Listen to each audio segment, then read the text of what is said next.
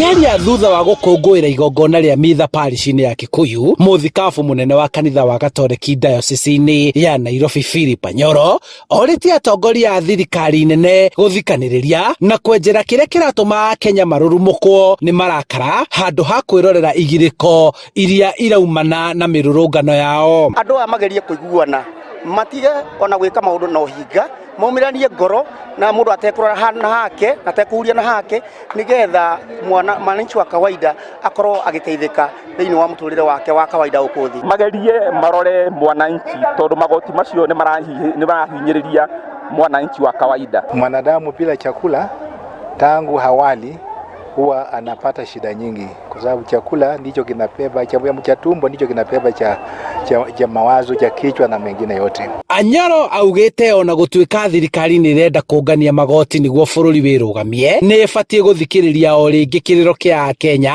arĩa macakaĩte kwambatĩra gwa thogora wa mũtũrĩre.